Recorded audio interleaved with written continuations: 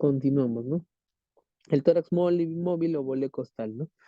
Eh, Les repetía, ¿no? Casi siempre hay una contusión pulmonar preexistente a este tórax, a este voleo costal o tórax inestable, ¿no? O tórax móvil, Ay, ¿no? seguro.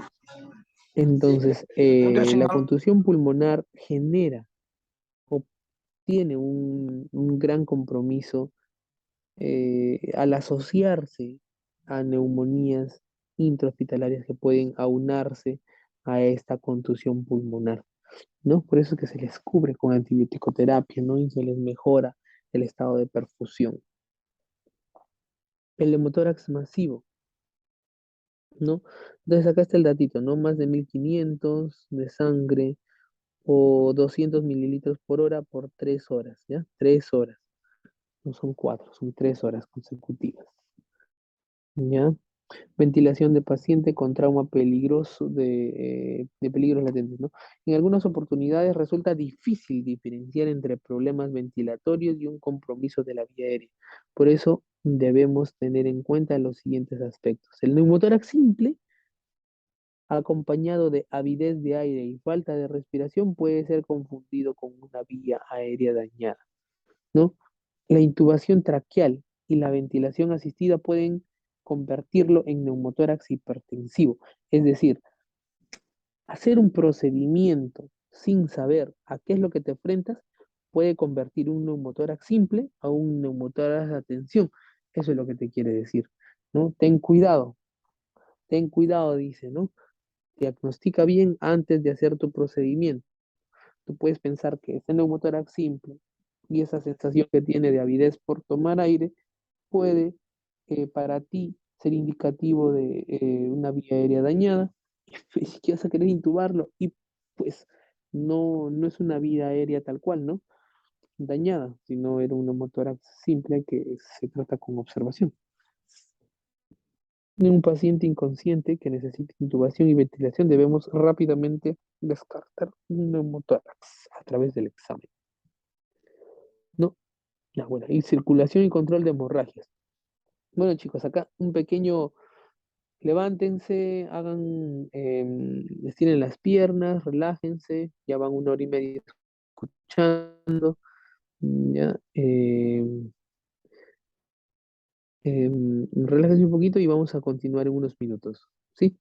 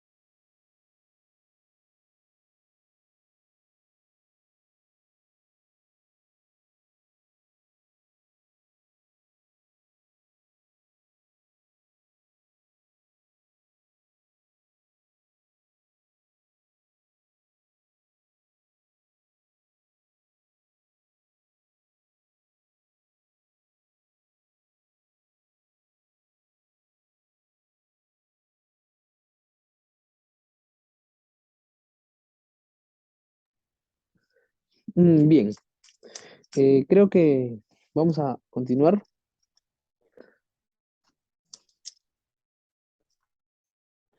Muy bien, entonces para este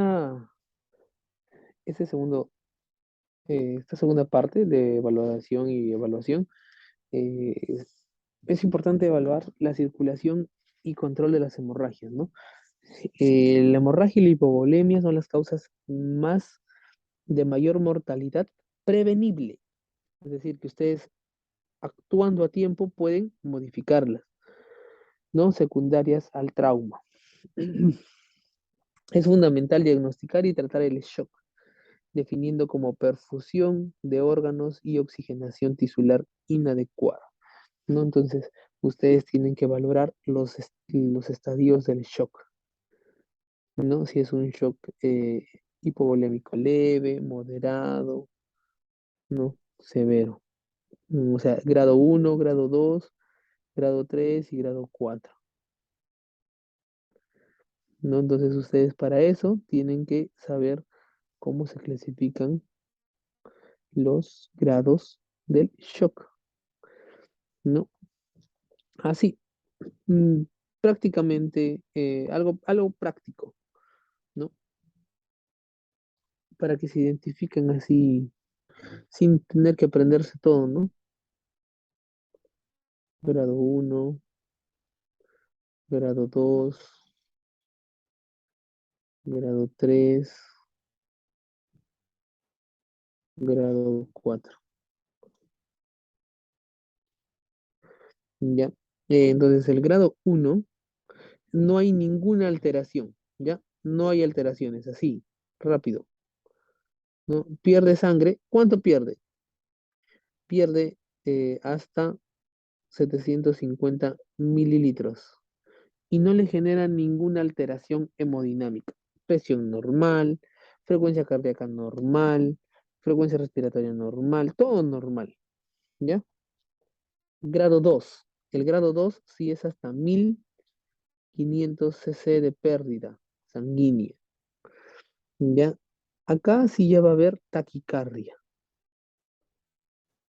Como hay pérdida de sangre, ¿cómo responde el cuerpo? Bombeando más sangre, bombeando más rápido la sangre. Y no hay alteración de la presión.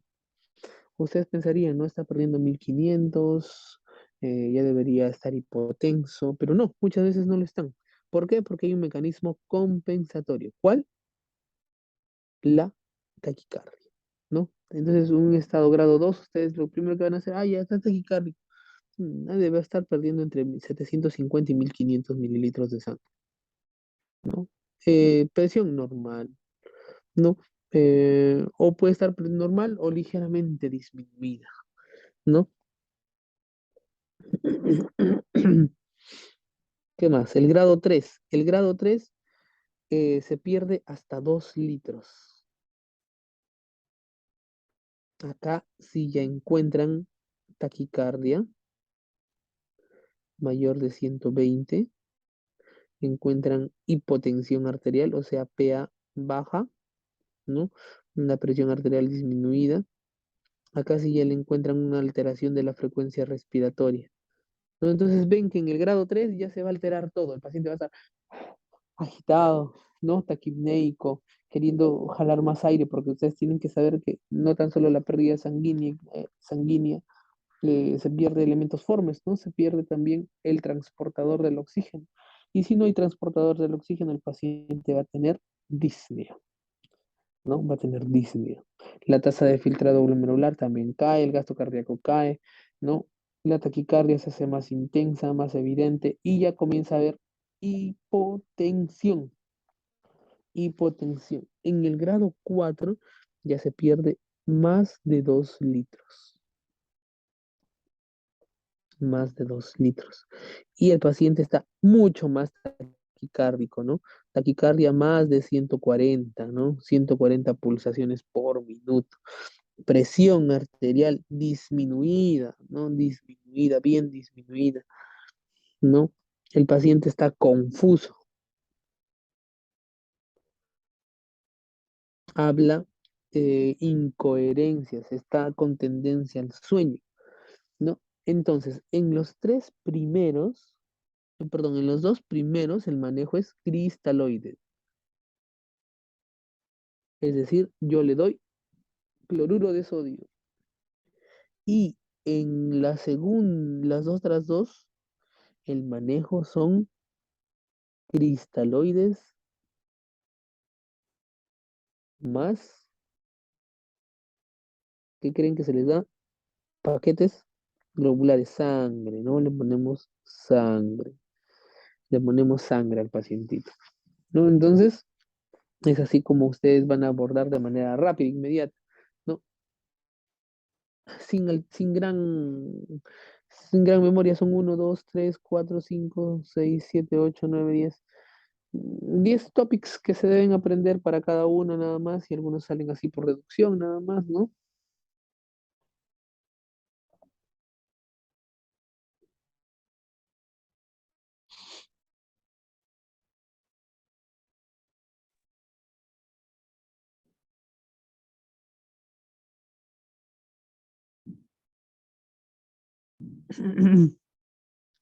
Muy bien.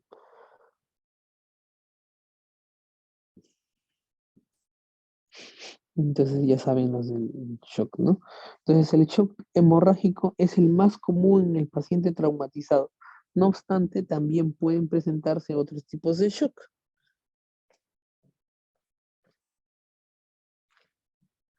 El shock cardiogénico, que se da por taponamiento cardíaco, ¿no? Que hay un gasto disminuido, un gasto cardíaco disminuido, ¿no? El taponamiento cardíaco agudo, ¿no? Es cuando superan más de 200 cc en cavidad pericárdica. Y el crónico, porque también hay taponamiento cardíaco crónico, es cuando superan más de 500 a 700 cc de contenido en cavidad pericárdica.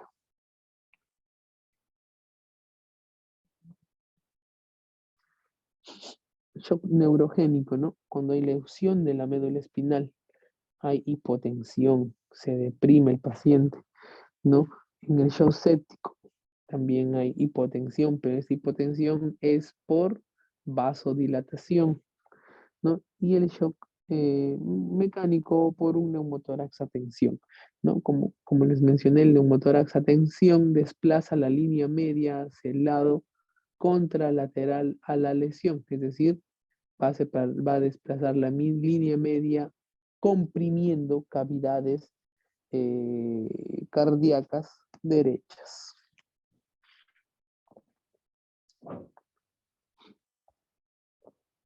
Entonces, circulación y control de hemorragias. ¿Qué van a observar? El estado de conciencia, el color, si está pálido o no está pálido, el llenado capilar, ¿no? El llenado capilar es importante, ¿no? El llenado capilar debe ser menor de 2 segundos. Si es que el llenado capilar es más de 2 segundos, hay una inminente alteración del estado hemodinámico, ¿no? Frecuencia y características del pulso.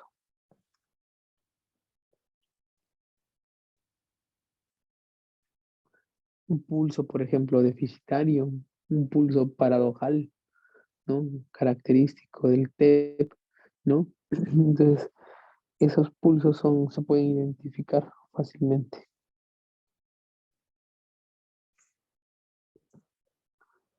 Observaciones clínicas, el estado de conciencia, el estado mental normal del paciente, ¿no? Implica una perfusión cerebral adecuada.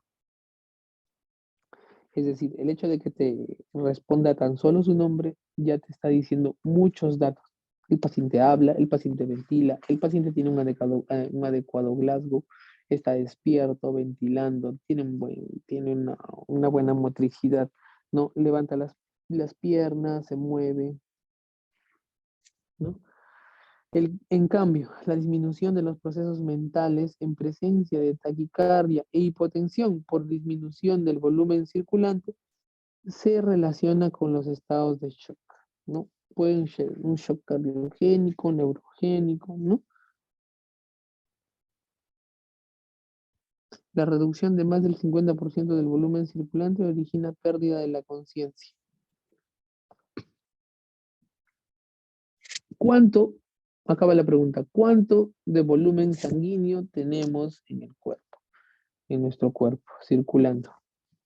No, más o menos el gasto cardíaco de un paciente normal es el volumen telesistólico por la frecuencia cardíaca. El volumen telesistólico aproximado son de 80 cc por, por latido y el corazón late aproximadamente 60-90 veces. Entonces eso se hace más o menos 5 litros por minuto. 5 litros, o sea, 4.800 mililitros minuto. Es decir, el gasto cardíaco del corazón son de casi 5 litros. Para que haya una pérdida del 50%, para que tengas una alteración del estado de conciencia, tienes que haber perdido aproximadamente 2.5 litros de sangre de manera aguda. De manera aguda. No se vale perderlas de poquitos en poquitos, ¿no? Se adapta el cuerpo. La vasoconstricción de los vasos de la piel y de los músculos inducida por catecolaminas es una de las compensaciones más tempranas de la hipovolemia, ¿no? Entonces tengan en cuenta eso, ¿no? ¿Cuál es la compensación más temprana? La vasoconstricción periférica. El llenado capilar retardado indica redistribución del flujo sanguíneo.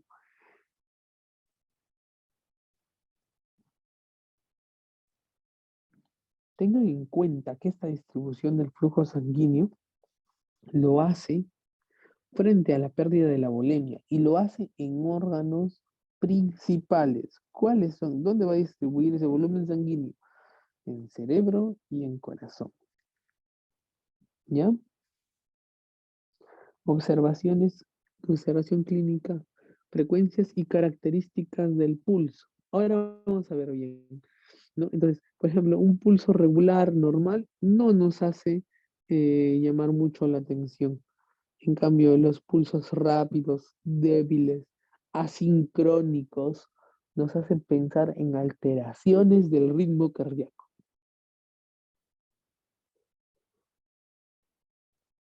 Si bien la taquicardia siempre nos hace pensar en un estado de shock hipovolémico, hay algunos casos en los que no se presentan de manera muy abrupta, ¿no?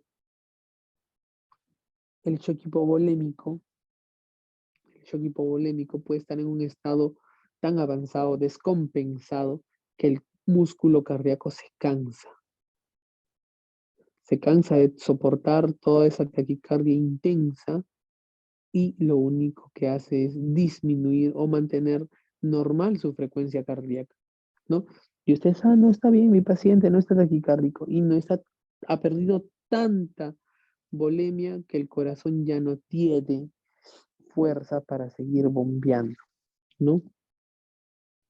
Tienen que saber identificar. ¿Y cómo lo van a identificar? Porque aparte de eso tienen que ver pulsos, tienen que ver las manos para ver el llenado capilar y todo eso, ¿no? El pulso rápido y débil sugiere hipovolemia. No es que tiene una gran fuerza el corazón, pero no hay contenido. Si no hay contenido, la precarga disminuye. Si no hay si no hay buena precarga, no va a haber buena poscarga. Y la poscarga se encarga de ver la distensibilidad de los vasos sanguíneos. Entonces va a tener, si no tiene una buena poscarga, va a tener un pulso débil, ¿no? Pulso débil.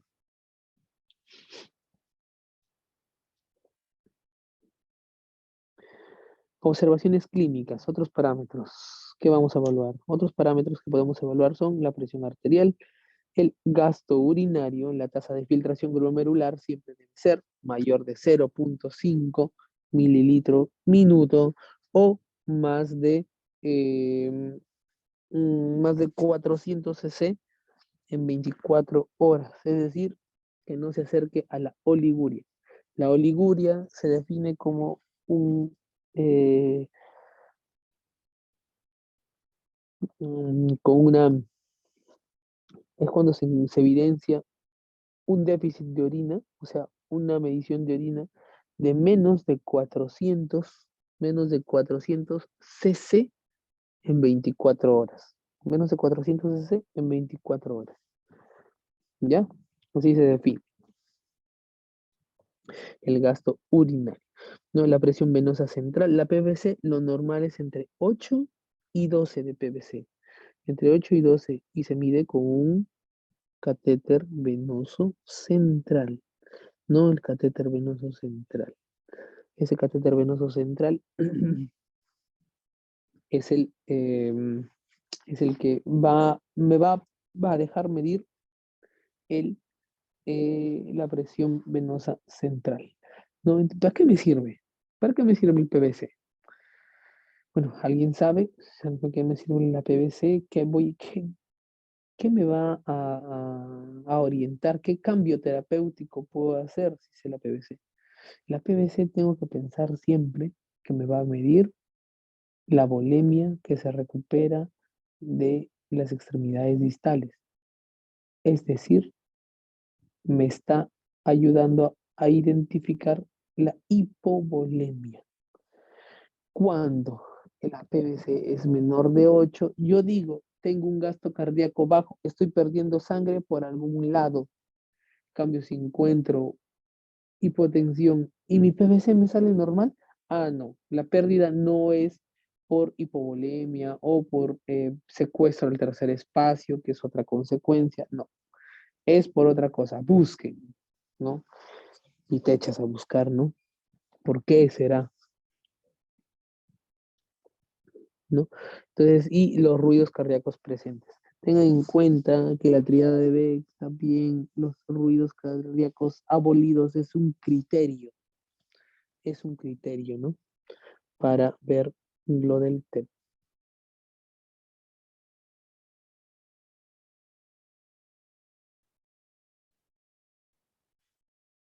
¿Qué más? Hemorragias internas y externas. Las hemorragias externas deben controlarse con compresión directa o de la herida, presión digital, ¿no?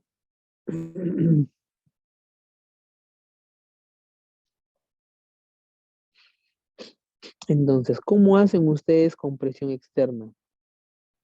La compresión externa se hace, pues, con el uso de torniquetes, con el uso de, por ejemplo, gasas compresivas, vendajes, todo eso se puede usar, ¿no? Entonces, los torniquetes, ¿cómo se usan? Los torniquetes se usan, por ejemplo, haciendo una presión directa con dos objetos, ¿no? Cortando la circulación. Siempre se hace en una región proximal al sangrado para hacer que esa circulación que se corta no afecte a la extremidad que está sangrando, ¿no? ¿Cómo se hace? Se envuelve un cabestrillo alrededor de la pierna, ¿no? Y se pone un palito o una férula encima y se le anuda, se le envuelve. Y todo esto se le tuerce, se le tuerce, se le tuerce, se le enrolla con el afán de, con el afán de cortar la circulación para parar el sangrado, que se detenga la volemia. Y después que se hizo esto, se debe descomprimir la extremidad más o menos cada 15 minutos. Y se descomprime 2 a 3 minutos. Déjalo que sangre. Lo poco que se va a restablecer va a irrigar la zona que se está muriendo. ¿Cuántos ciclos puedes hacer así de ese tipo? Puedes hacer 4 a 6 ciclos. 4 a 6 ciclos. Entonces, después de eso ya tienes falla o sea, isquemia de los tejidos. Entonces, es decir, tienes más o menos entre 1 hora y hora y media para salvarle la extremidad a un paciente. Eso es lo que tienes. ¿no? Entonces, es de suma importancia que ustedes sepan eso, ¿no? Porque si no, no lo manejan de manera adecuada, ¿no? ¿Qué van a hacer?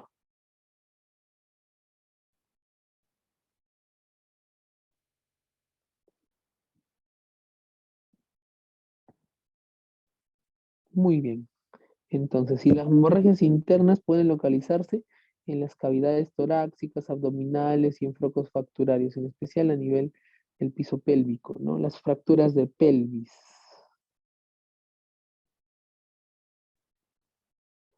Las fracturas de pelvis, por ejemplo, hacen que haya una pérdida sanguínea de más o menos 2 a 3 litros de sangre por una fractura de pelvis. Por una fractura de pelvis. 2 a 3 litros. 2 a 3 litros de sangre, de pérdida sanguínea. ¿Qué más?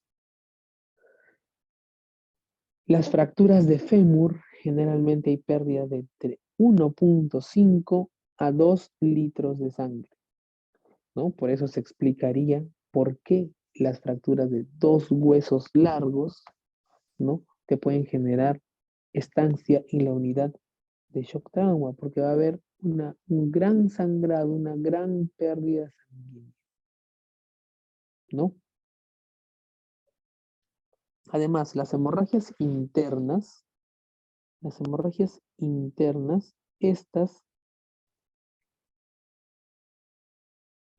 estas lo que van a generar es un compromiso, sobre todo en el peritoneo del peritoneo parietal. Lo van a irritar. Es un abdomen poco depresible, no es un abdomen blando, es rígido, ¿no? Muchas veces en tabla, ¿no? ¿Y qué hay que identificar en ese caso? En ese caso, ustedes tienen que identificar, pues, las zonas del retroperitoneo.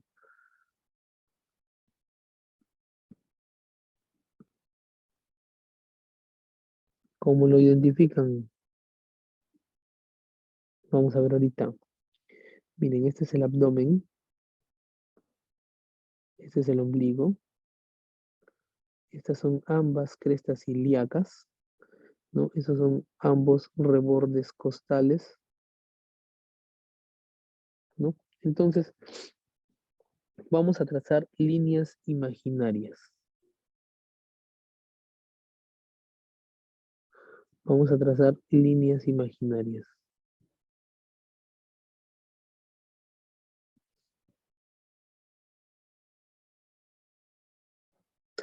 Ya, entonces, las zonas del retroperitoneo son eso para que ustedes identifiquen, ¿no? Entonces, se traza una línea en la zona media clavicular, ¿no? En la línea media clavicular de ambos lados.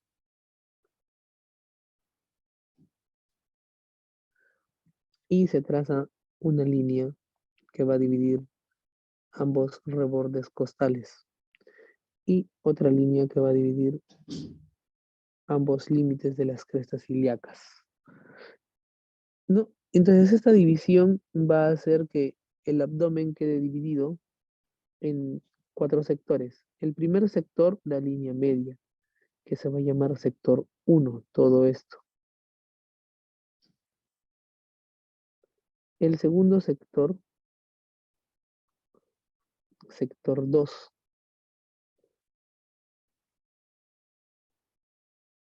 sector 2.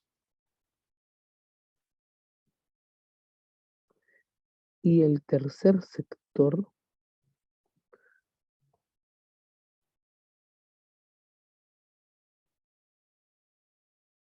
¿ya? Entonces, hay un sector 1, que es toda la línea media. Hay dos sector 2, uno izquierdo y otro derecho. Y hay un sector 3, que es la pelvis, ¿no? Entonces,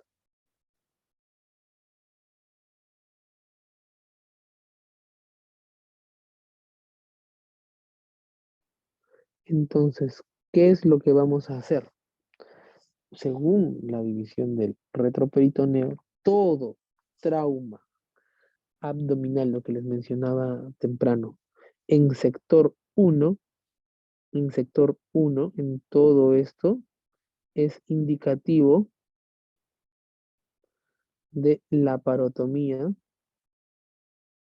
exploratoria de emergencia. Laparotomía exploratoria de emergencia. Y las alteraciones que se encuentren en sector 2 van a depender, y en sector 3 van a depender del estado hemodinámico, ¿ya? Van a depender del estado hemodinámico. ¿Qué encontramos en ambos sectores 2? Por ejemplo, en el sector 2 del lado derecho, vamos a encontrar cabeza y cuello de páncreas, duodeno, segunda porción, riñón derecho, suprarrenal derecha, colon ascendente, ¿no? Y en sector 2 del lado izquierdo van a encontrar vaso, cola de páncreas, ¿no? Van a encontrar riñón izquierdo, van a encontrar colon descendente, ¿no? Y van a encontrar el uréter del lado izquierdo, igual que en el otro lado, ¿no? Uréter del lado derecho.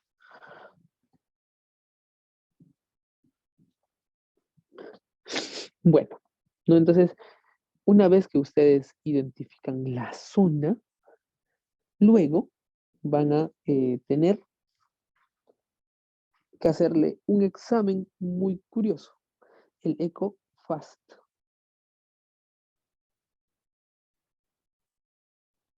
Si el ECOFAST me evidencia líquido libre, hay algo lesionado y eso se va a la parotomía.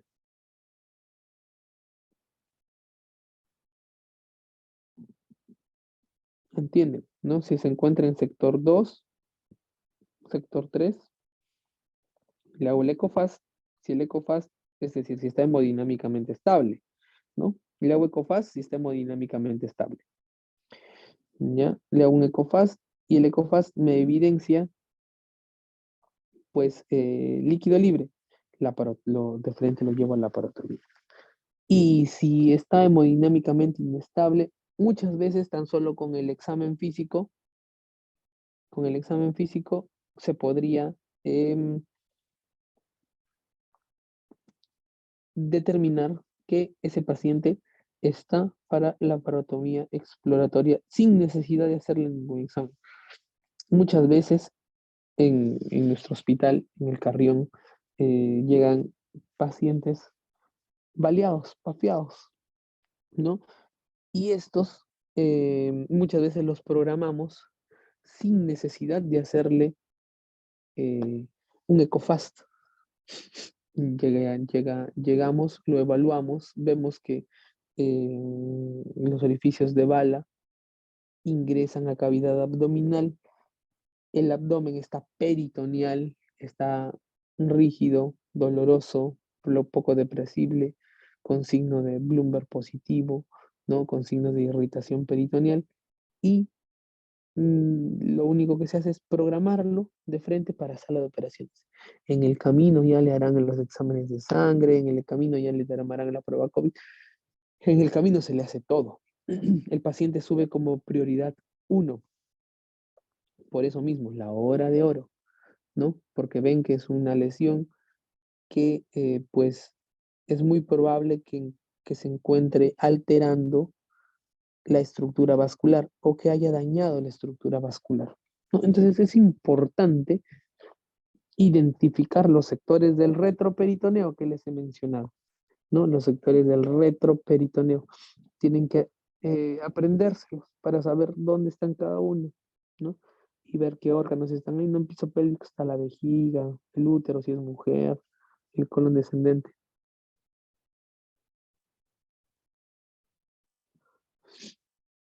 Entonces, pues, esos son los sectores del retroperitoneo. ¿Ya? Espero que hayan entendido. Si no, me preguntan otra vez. Ya. Entonces, veamos qué volumen de sangre en mililitros puede albergar diferentes compartimentos corporales, ¿no? Dependiendo de las fracturas. Cavidad pleural hasta 2,5 litros. La literatura actualmente dice entre 2 litros a 3 litros. Lo incrementan un poco.